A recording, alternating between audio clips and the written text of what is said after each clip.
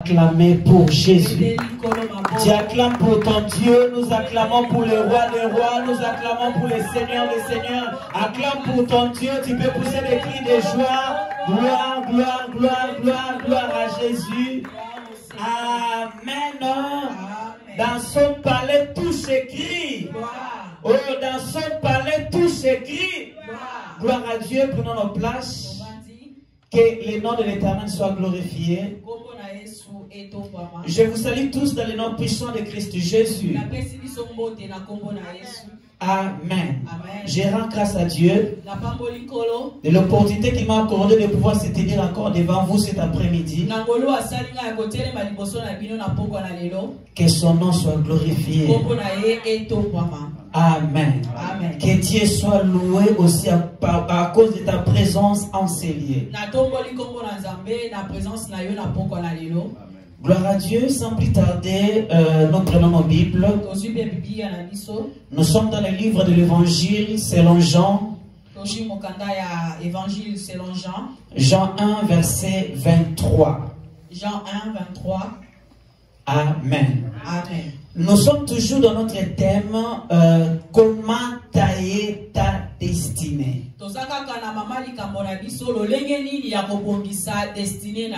Comment tailler ta destinée. Amen. Amen. Oh, je ne cesserai pas de dire, je te dis quelque chose. Que la Bible nous dit ceci. Je connais le projet que j'ai formé sur toi. Le projet de bonheur et non de malheur. Amen. Malgré tout, mais sache-le que les projets de bonheur finiront par se réaliser dans ma vie. Que les gens le veulent ou pas, un jour, tu témoigneras la grandeur de Dieu dans ta vie. Je me répète, que les gens le veulent ou pas,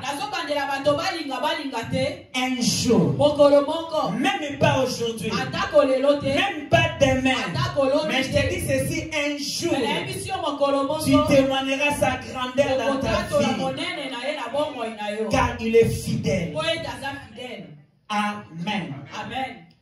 Jean chapitre 1, verset 23. Jean 1, 23. La Bible nous dit ceci. Moi, dit-il, je suis la voix qui crie dans le désert, aplanissant les chemins du Seigneur, comme a dit Ésaïe le prophète. Amen. Là, c'est Jean-Baptiste qui est en train de répondre. Les gens qui étaient venus pour lui poser cette question, en lui demandant qui es-tu?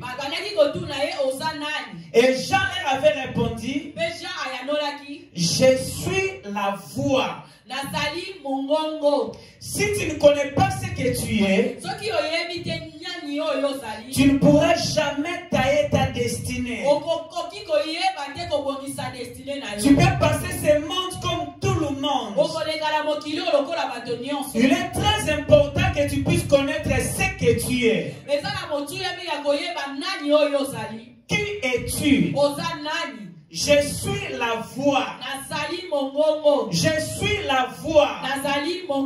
Tu dois commencer à croire à toi-même. Je ne cesserai jamais de te dire que tu es le meilleur prophète de ta vie. Tout ce que tu diras sans douter, ça s'accomplira dans ta vie. Amen.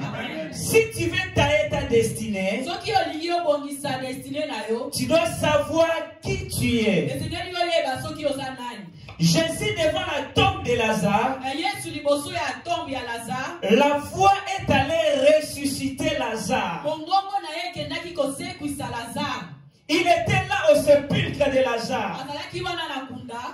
Et la Bible nous dit qu'il leva sa voix pour dire Lazare sort. Et Lazare était ressuscité des morts. Ta voix est capable de faire des choses extraordinaires. Ta voix est capable d'opérer des choses que toi-même tu ne pourras même pas comprendre au juste c'est quoi.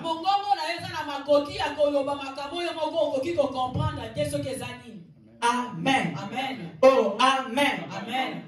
La Bible nous dit Dieu créa les cieux et la terre. La terre était informe et vide. Et il y avait des ténèbres sur la surface de l'abîme. La Bible nous dit l'Esprit de Dieu se mouvait au-dessus des eaux. Et Dieu dit que la lumière soit. Et la lumière fit. Dieu n'avait pas dit qu'il y a des démons ici. Mais il savait que sa parole pouvait créer quelque chose. C'est pourquoi la Bible nous dit Dieu dit que la lumière soit. Et la lumière fit. Utilise ta voix. Avec ta voix, taille ta destinée. Tu es capable de bouleverser ce monde par tes paroles. Tu es capable de bouleverser ton entourage par tes paroles. Dieu ne viendra pas parler à ta place. Mais c'est ta responsabilité. C'est ma responsabilité d'appeler ce qui n'existe pas dans ma vie. Avec ta voix, tu peux appeler ce qui n'existe pas dans ta vie. Est-ce qu'il y a quelqu'un qui me comprend? C'est-à-dire dans ton entourage, tu peux remarquer quelque chose qui manque. Tu peux remarquer quelque chose qui ne va pas. Il n'est pas question d'accuser les gens. Mais sache-le, avec ta parole, tu peux appeler quelque chose. Amen. Oh, dans son palais tout s'écrit. Dans son palais tout s'écrit. Déclare des bonnes choses pour ta vie. Déclare des bonnes choses pour tes enfants. Déclare des bonnes choses pour ta famille. Et tu le verras s'accomplir. La voix touche partout. La voix de Jésus est allée toucher Lazare. Il était déjà parmi les morts. Amen. Mais la voix de Jésus est allée le toucher là où il était. Et il fit ressusciter les morts. Qu'est-ce que ta voix touche? Ta voix n'est pas là seulement pour discuter avec les gens. Ta voix n'est pas là seulement pour injurier les gens. Mais avec ta voix, tu peux appeler aussi des bonnes choses dans ta vie. Ta voix peut apporter les changements dans ta famille. Je dis ta voix peut apporter les changements dans ton entourage. Ta voix peut apporter les changements dans ton pays. La Bible nous dit ceci. Jésus dit ceci.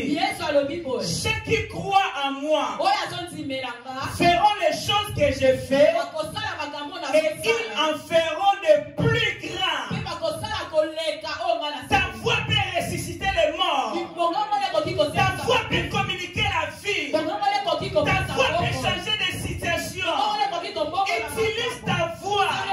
C'est pas pour rien que Dieu t'a donné cette voix.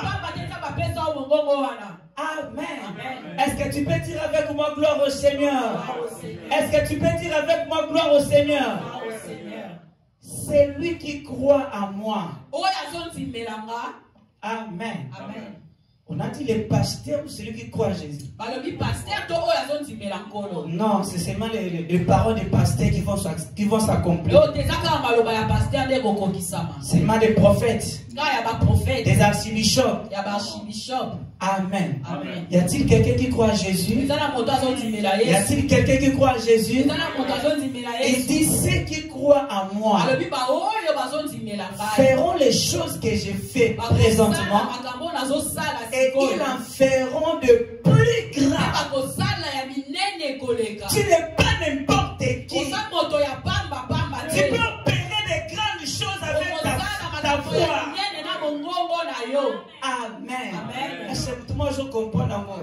Ton azote nazo mituna se baba zo comprendre. Alobi ba o ba omti melanga. Tala atelemi liboso ya muta kufa. Alobi ta bengani esprit de morte. Amen. Tala eza ba tumso to ba discutera na comprendre ka eza niveau na niveau ya compréhension na banzan. Tala atelemi liboso muta kufa a bengani esprit de morte. Aluki tena ni nesala dira kota na mabele mais ayeba ki nani ya zalaki a discuter na mutute après avoir kotonda nzambe alobi Lazare sort. Amen. Azalaki te mutu mo bana kotutuka alobi lelo Lazare akoshekwa lelo boya azalaki te mutu mo ayoka moto mutu mo ayoka malili non ayeba ki boya sha tala makama nzambe ezate nayoka moto nayoka malili mais ça problème ondima oyo yo sali. Atana bisika nini ozuni make maloba na nga e okela quelque chose na bandeli koloba kozela to comme pasteur archibishop ou comme évangéliste non mungongo na yo Yesu oyo ba pasteur bandimela azale même Jésus oyo potimela. Amen. Ba oyo ba ontimelanga ba osala o na osala pe ba osala ngo ya koleka. Oh mi betela maboko mi betela maboko. Gloire à Jésus, gloire à Jésus, gloire à Jésus. Amen. Oh, dans son palais, tout s'écrit.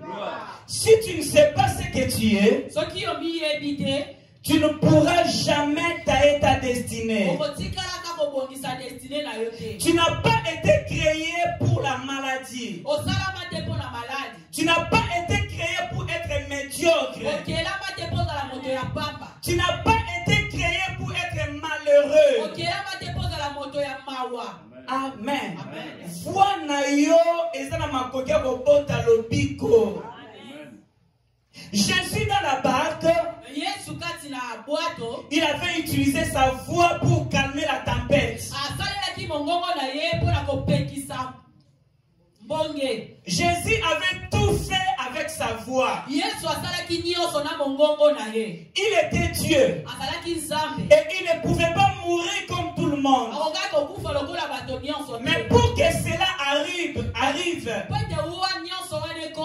donc il a fallu qu'il puisse déclarer. Amen. Pour que cela arrive.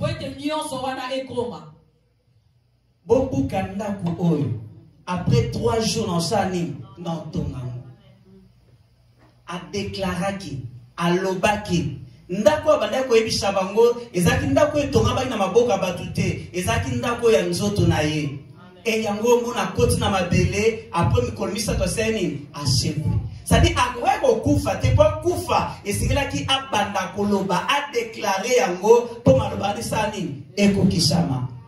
Amen. Oh, dans son palais tout s'écrit. Dans son palais tout s'écrit. Ta voix est capable d'apporter la paix dans ta famille. Ta voix peut apporter les changements dans ton pays. Ta voix peut apporter les changements dans ton église. Sois le meilleur prophète de ta vie. Là où il y a la maladie, tu as la voix de la guérison.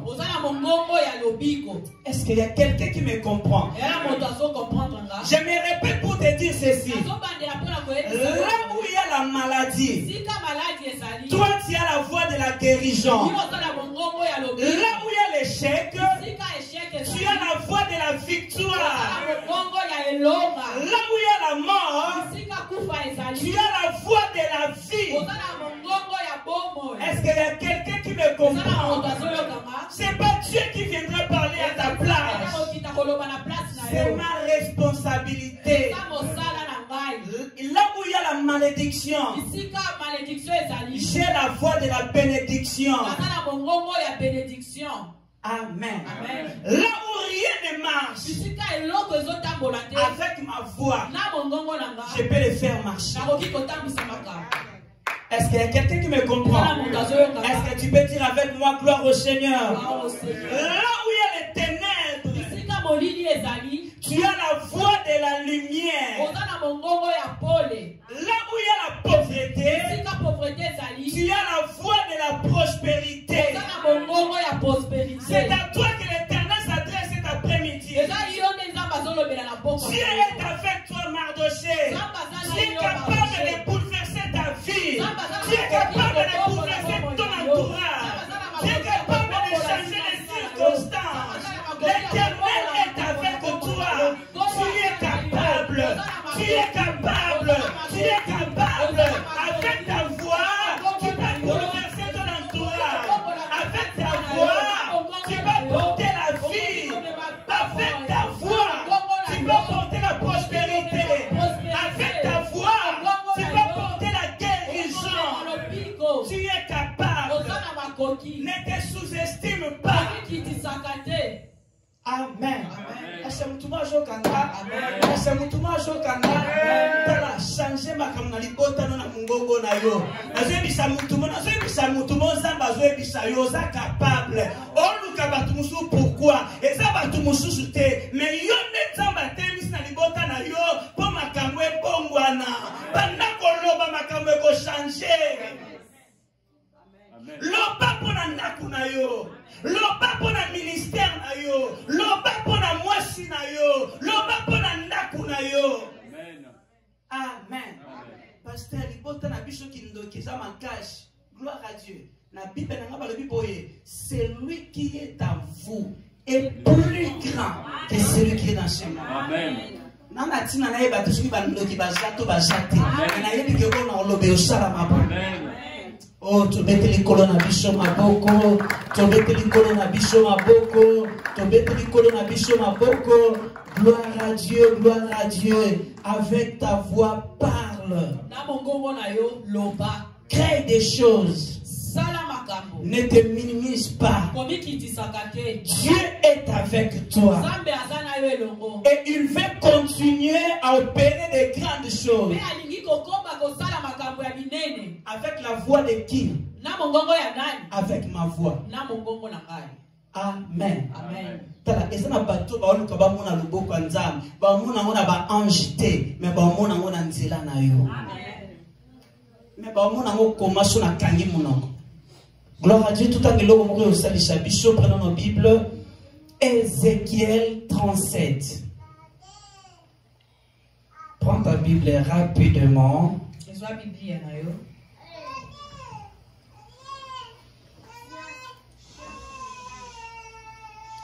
Ézéchiel 37, à partir des premiers versets. Y a-t-il quelqu'un qui est prêt ou prête pour la lecture? C'est 37, 1 à 7. Amen.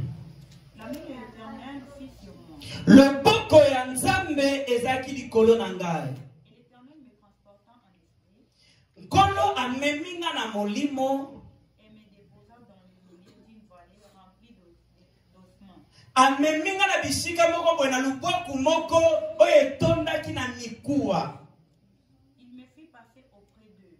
Atambwisika tout autour na yango. Tout autour et voici. Tala. Il était fort nombreux. Mikuwa mo ezalaki ebele. À la surface de la vallée. Na kati ya lubwaku. Et ils étaient complètement secs. Ezalaki deja ya kokauka. Il me Alors binanga mwana ya moto. Ces os pourront-ils revivre? Est-ce que mikuwa oyo? Est-ce que mikuwa oyo? Est-ce que mikuwa oyo ekoki kopika lisusu ekoki kozala lisusu na bomo? J'ai répondu. Amen. Oh, amen. Nani mokonzi? Lobana mikuwa oyo. Est-ce que vous êtes sous bomo? Tala, so mutu mo aza malade, togolo banzamba ko bikisaye. So mutu mo petela ko pepe na kokufa, mo espoir ezalaka. Mais on eza mutu aza malade te, eza mutu aza ya okufa te, eza mutu abanjo pola te, mais mutu akufa apola, siko miku e panzana déjà oyo na gauche ou na droite, siko nzamba otu na ye. Alors bi est-ce que miku oyo e ko se sous bomo? To continuer. J'ai répondu, Seigneur éternel, Yahweh Nzambe, oyebi yango. il me dit, prophétise sur ces eaux Alobi sakola likolo ya mikuwa oyo. et dis-leur, Pe loba na yango, ossements desséchés, mikuwa oyo ekauka. écoutez la parole de l'Éternel. Boyoka maloba ya Yahweh Nzambe. Ainsi parle le Seigneur l'Éternel Elobi Yahweh Nzambe. à ces eaux, Na mikuwa oyo, voici, tala, je ferai entrer en vous un esprit, nakokotisa kati na bino molimo moko, et vous vivrez. pe bokozala na bomoyo. On continue. Je vous donnerai des nerfs, Na opesa bino misisa, je ferai croître sur vous de la chair, nakobotisa misuni na kati na bino, je vous couvrirai de peau, pe nakolatisa bino poso. je mettrai en vous un esprit et vous vivrez. Nakotia kati na bino molimo pe bokozala na bomoyo. Et vous saurez que je suis l'Éternel. Pe bokoyeba ke naza Nzambe. On continue. J'ai prophétisé Nabandaki kosakola selon l'ordre que j'avais reçu. kolandisa etinga oyo nazwaki. Et comme j'ai prophétisé, Wana nabandaki kosakola, il y eut un bruit. oh makelele moko esalami. Et voici, Petala et il se fit un mouvement. mukoningana moko esalami.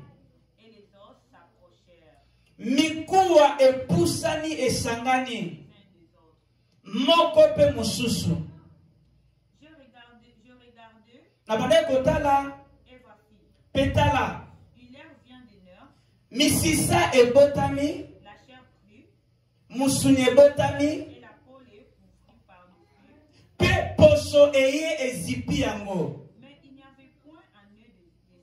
Me na kati na yango, na kati na bango molimo ezalaki te. Il me dit, prophétise Alobi na nga sakola, et parle à l'esprit. Et parle à l'esprit.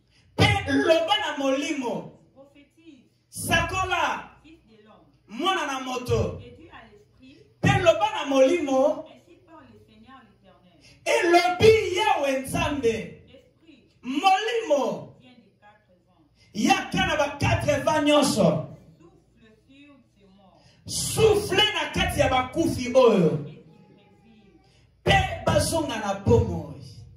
Nalingi mutu mwa betela Nzambe maboko. Nalingi mutu mwa betela Nzambe maboko. Tala, so tanga verset oyo kozwa liboma. Amen. Tala, Bible lobi, la main de l'Éternel. Loboko ya Satan te. Babi loboko nani? Nalingi mutu mwa landanga. Amen. Tala, ezana makambo na zondima ke après séminaire maté ya oyo. Mutu alandi biso bien. Vie na yo etikala jamais ndenge moko. On ne se comporter jamais lokola batu nyonso. Bible lobi loboko ya nani? Ya Nzambe. Ememie wapi? Ememie na loboko bisika miku ekaukaki.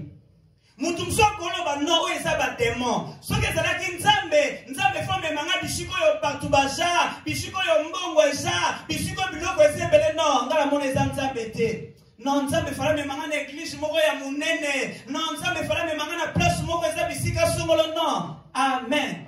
Non, soki eza Nzambe akoko tina nga place boye. Bible lobi loboko ya Nzambe. Ememie wapi na lobwaku. Ememie bisika nini? Bisiko yo batu bazalaki te. Na bisiko yo mikuwa ekauka. Lobana no miku e kauka. Et nous l'accès bisiko yo espoir ezalaki te. Bisiko yo elite ezalaki te. Mais Nzambe ayebaki oyo ye azalaki. Tala tolelaka parce que toyebite oyo biso toza. Mukolo yeba oyo zali olela lokola bato nyonso te. Amemieze kena bisiko miku e kauka eloko malonge jate. Miku ampe kauka problème ezani. Il fallait la table bimba. Mais miku ampe kauka ya loboko ekenda deja kuna ya mutu ezaba ya likoloke kuna epanzani deja. Mais autune question lobi est-ce que miku oyo egoko pika lisusu? Tala ezaba problème soudan otali boye. Omo ngolobi awesili. Nana bisa mutu moko oyo eza impossible pas ya batu et pas ya Nzambe eza possible. Na lembate kwa bisa mutu moko na dictionnaire ya français mot impossible existaka mais na Bible na biso mot impossible existaka te pe otikala jamais coexister. Ta ba otune balobi est-ce que mikuwa oyo e cause subomo?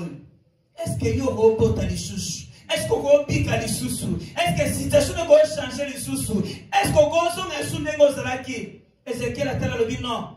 Alobi yono yebi. Soro lobi au salam. Soro lobi au kokisama. Alobi tu le sais. Et puis alobi ba pesier ordre. Ba pesier boye. Alobi banako prophétiser likolo yani likolo ya mikuwa. Amen. À des fois tu échoues parce que ça n'a pas Christ belé ba têtu. Ngana yebi avec ça le pasteur. Nga yebi ba sambela pona muta malade. Parce que muto ba eza mikuwa to sambela po sani. Est-ce que tu vas comprendre là? Ba sambela pona muto azobela. Parce que o eza mikuwa to sambela po lo nyi salam. Ezateka mutu petena balobi misaba kusu mais mikuwa ya pamba na bandeli ko yebisa yo boye o eza impossible pas ya nza et pas ya batu et pas ya nza bisa possible. Baby se balobi banda koloba eza mikuwa ka kama yo banda ko prophétiser bi balobi a déclarer te abando sani alobi abandi ko prophétiser kolanisama ordre oya joaki bi balobi tango abandi koloba tango abandi ko prophétiser na simana woni ne salami alobi mouvement salami makelele mo salami na sima makelele lo ne salami bi balobi mikuwa. Amen. Oh Nzamba sala bien volenga batu nyonso. Tala tango abando ganga mikuwe bando bena na yango moko ya loboko ezalaki kuna eyoki mungongo ngana lobaka boye na biloko ezaka na matoi na biloko ezanga matoi eyokaka mungongo ya Nzambe pe tosaka ye. Tala Nzambe wana za kati na yo soki alobi loba ko bange loko te makambo yosalama. Amemie na lobwaku aebise banda koloba e osala maboni maria tuniye alobe osala maboni alioza na makasi na yote par la puissance du Saint-Esprit. Ngana ebisa bat koloba boye nzambo to ndimela asuka kosala makambo de façon naturalité makoma katina surnaturel we lekela ka batantima se do vandi ozomona tina ko expliquer ngo comment et ça la mine ozanga explication pe sabatu. Amen. Atelemi bandi koloba bibala bitango ozoloba makelele salami na sima makelele mukuwa moko na moko joya oyeye kangami koto yo ya koto eye e former nyonso be squelette salami bibala bi azo continuer ko prophétiser misise ye boti misunye ye koti bibala bi posoye sani elati yango bakomi batu bebi se bala bi loba continuer ko prophétiser benga molimo a prophétiser bibalobi esprit seni molimo ekoti na kati ya banjoto wana batelemi bakomi belobi ezalaki mapinga munene pe bazalaki ebele ya koleka. Amen. Amen. Oh nani mokonzi. Yes. Est-ce que vous comprenez makambo yo voix na yo ko bota? Tala na ene bisa mutu moko ezana bato ebele oyo même lobby oko atteindre destinée na yo te parce que ozo sala la mission ya bomoto. Amen. Est-ce que tout le monde tala message eza pona yo ezana bato ebele o raté destinée na yo parce que o sala la mission ya bomoto. Amen. Oh, amen. Nzamba gochanga na bishika moko eza bongo bongo. Nzamba gochanga na famille moko eza bongo bongo. Nzamba gochanga na mboka moko eza bongo bongo. Ayebi le pourquoi. Ayebi ke na kati na yo. Tango koloba eza na makambo e salama. Amen. Est-ce que tu veux mettre la colonne à bicho maboko? Est-ce que tu veux mettre la nzambe maboko? Est-ce que tu veux mettre la colonne à bicho maboko? Dieu voit une vallée sec. Et il veut que ces vallées deviennent des gens. Amen. Oh, amen. Les paroles qui sortent de ta bouche, tel qu'il est écrit, tout ce que vous direz sans douter, vous le verrez s'accomplir. Ta parole fera des mouvements. Amen. Le problème est Janine que ngana loba. Takuna loba ezana makambo e salama. Mouvement e salama kite avaya loba. Esengela ki ya tosa mungongo ya nzambe ya banda koloba. Na simana ye koloba nde mouvement sani e salama nde makelele salama. Mais les autres ça le contraire to c'est la na yo kana mone loko songolo non. Ezala ki Ezekiel yende sengila loba pona simana ko makambo sani e salama. Amen. Qu'est-ce que tu dis de toi-même? Tu peux changer ta destinée par tes paroles. Tu peux changer ta destinée parce que tu parles. Ta parole sans douter fera des choses extraordinaires dans ta vie. Ta parole sans douter fera des choses extraordinaires dans ta vie. Il faut savoir qui tu es. Jésus devant la tombe de Lazare, il connaissait ce qu'il était. Amen. Pendant qu'il priait, pendant qu'il parlait, il savait ce qu'il était. Je suis la voix. Jésus a parlé comme étant la voix. Quelque chose va se passer lorsque tu vas commencer à parler. Est-ce que tu m'as dit? Tala esana makambo ebando sala mana libota na yo tango bana koloba. Est-ce que tu m'as dit? Esana makambo ebando sala mana entourage na yo tango ko bana koloba. Na so le matin ko ebisa yo oza capable. Et loko ezo sala matin parce ko kangi munoko na yo. Ozo c'est la prophète parle. La bouche autorisée de Dieu. La bouche autorisée de Dieu. Zaka yekunate. Yo pose la bouche autorisée de Dieu. Oyo koloba so te mette au mona oko kisama. Acha mutuma ko telema na ligo telema. Na ligi mutuma ko telema. O na ligo sala ko rapidement. Loba je suis guéri. Oh na so ko telema je suis guéri. Oh je suis béni. Je suis délivré. Je suis pardonné. Je suis loin. Amen. Est-ce que vous êtes à tout le zolo bangonaza agopika? On a niveau beta tout le zolo bangonaza agopika. Naza agopika. Naza en bonne santé. Malade est dans la place de l'anjotonanga. Naza yakopambolama. Naza yakolimbisama.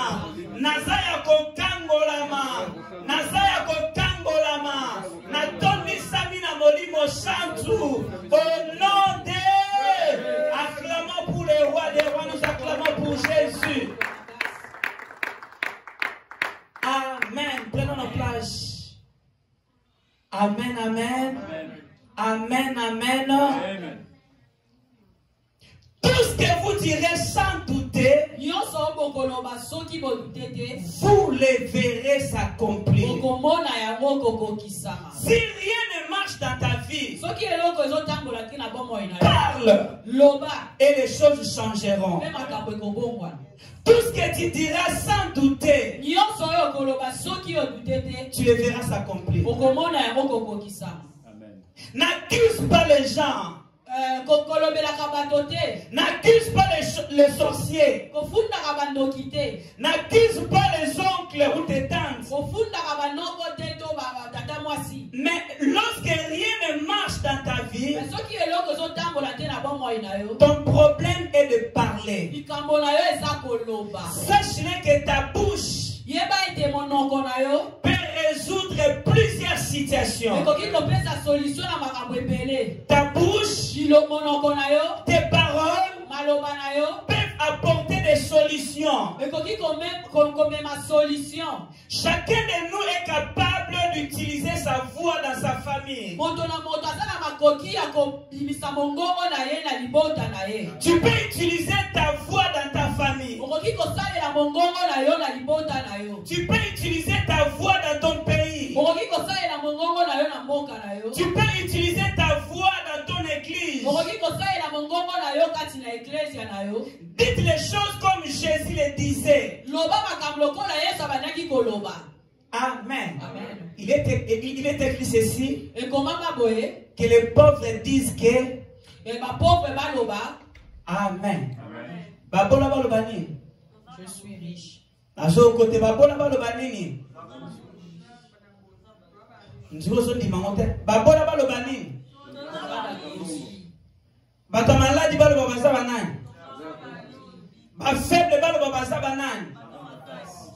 Il faut na loba ndenge batu ba lobaka te, maintenant loba ndenge Yesu alobaka. Alobi ba faible, que les faibles disent que je suis fort. Même dans la faiblesse, tu déclares que je suis fort. Même dans la maladie, tu proclames que je suis guéri. Je suis en bonne santé. Même devant les troubles, déclare la paix. Amen. Oh, dans son palais tout s'écrit. Oh, dans son palais tout s'écrit. Même devant des situations très compliquées, sois toujours positive. Et tu verras les choses se transformer dans ta vie. Amen. Oh, amen. Devant la malédiction, proclame la bénédiction. Amen. Oh, dans son palais tout s'écrit. Dans son palais tout s'écrit. Tant que vous sambela, tatolara toujours makamba malamu. Tant que vous avez la présence en Zambé, n'a pas pensé na yo. Na mishu nanga na komona makambo le contraire. Mais n'a pas pensé nanga, nazala toujours positif. Et au simba, na rolonga. Makambo go fungwama nzamba osala ngangolu vina nge osuka boyete na okufa na situation yote na okufa mobola te maladi okundanga te me na kata maladi oyo Yesu ozolokumu na kata bitumba oyo komba Yesu gotombwama kindoke golonga ngate me na sima bitumba oyo ngane naza molongi. Est-ce que moi je gagne? Oh, de quoi je gagne? Le gloire au Seigneur. Acclamons pour Jésus, nous acclamons pour le roi des rois. C'est-à-dire que na yo banda kontima, que ça na makambo moko ya malamu o ezoye langae. Amen. Donc tina zo sambela tina na présence ensemble nantima, que ça na makambo ya bien o nzamba zo bongisa liboso nangae. Jean Benayo 2 Samuel 9, tu vas partir verset verset 13. Amen.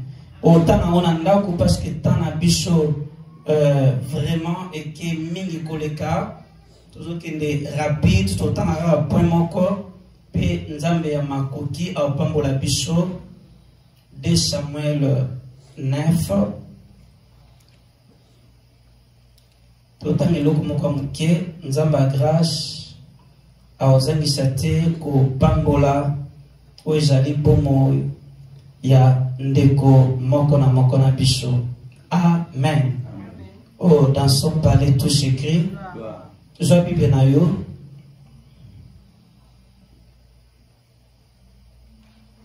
De Samuel 9. Tobandi à partir à verset Yaliboso.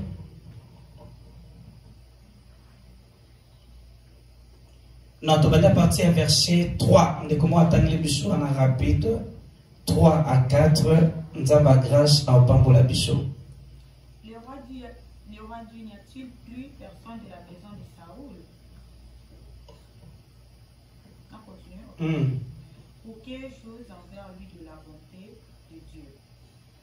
Et ici-bas répondu au roi, il y a encore un fils de Jonathan, père pris de Dieu.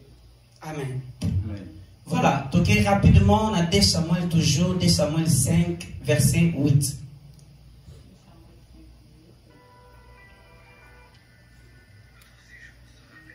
2 Samuel 5, na obanda 7, okititi na 8. Or, Saoul avait une concubine nommée Ritpa. 2 Samuel 5, Oui. verset 7.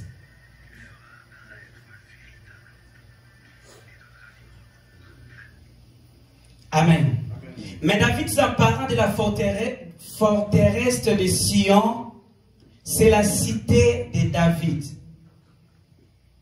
David avait dit en ces jours, quiconque battra le Jubicien et atteindra les canals, quiconque frappera les boiteux et ses aveugles qui sont les ennemis de David, c'est pourquoi l'on dit, l'aveugle et les boiteux n'entreront point dans la maison. Amen.